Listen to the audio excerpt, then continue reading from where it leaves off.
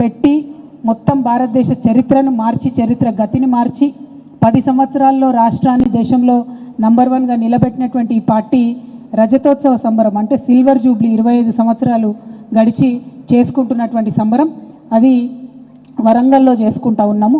మనం ప్రతి సంవత్సరం బీఆర్ఎస్ పార్టీ నుంచి ప్లీనరీ పెట్టుకొని ఆ తర్వాత ఎవ్రీ ఇయర్ సభ చేసుకున్నప్పటికీ కూడా ఇది ప్రత్యేకత ఉన్నది, చాలా ప్రత్యేకత.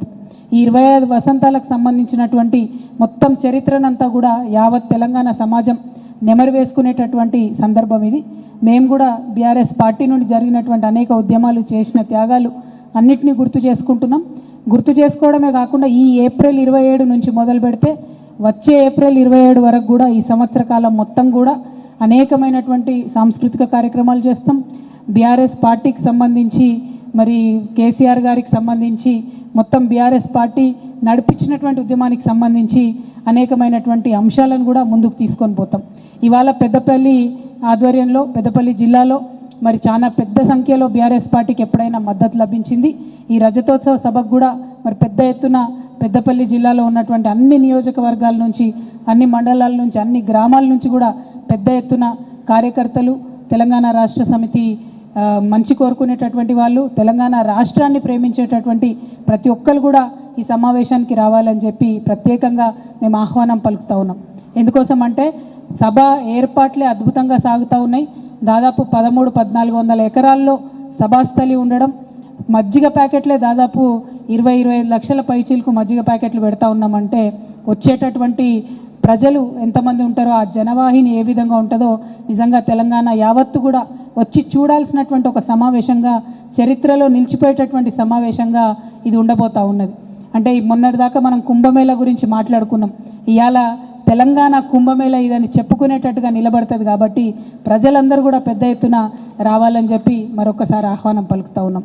ఇవాళ ఒక పక్క తెలంగాణ అస్తిత్వాన్ని చాటేటటువంటి మన పార్టీని నిలబెట్టుకోవడంతో పాటు ఇంకొక పక్క ఎప్పుడైనా మన పార్టీ బలం, గులాబీ కండువా బలం ఏంటంటే ఒక పక్క మన లక్ష్యం వైపు అడుగులేస్తూనే ఇంకొక పక్క మన ప్రత్యర్థులు వేస్తున్నటువంటి ఎత్తులు, పైజిత్తులు, వారు చేస్తున్నటువంటి మోసం, వీటన్నిటిని కూడా ప్రజలకు ఎప్పటికప్పుడు ఎండగట్టే మనం ఇన్ని రోజులు కూడా మరి ఉద్యమాన్ని ముందుకు తీసుకుపోయినాం, రాష్ట్రాన్ని ముందుకు తీసుకుపోయినాం.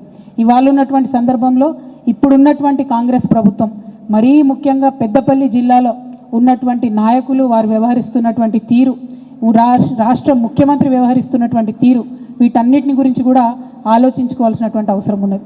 ఉదాహరణకు చెప్తే రైతు బంధు, తెలంగాణ అంటేనే భారతదేశం మొత్తం, అది హిందీ వాళ్ళైనా, గుజరాత్ వాళ్ళైనా, రాజస్థాన్ వాళ్ళైనా, తమిళనాడులోనైనా ఏకపక్షంగా గుర్తుపట్టేటటువంటి పథకం ఏదన్నా ఉందా అంటే కేసీఆర్ గారు రైతు బంధు ఇస్తున్నారని ఎక్కడికి పోయినా మాకు చెప్తారు. అటువంటి పథకాన్ని కంప్లీట్గా నీరుగార్చి రైతులకు ఇవాళ భరోసా లేకుండా చేసినటువంటి ప్రభుత్వం ఇప్పుడున్నటువంటి కాంగ్రెస్ ప్రభుత్వం. మీ అందరూ ఒకసారి ఆలోచించాలి.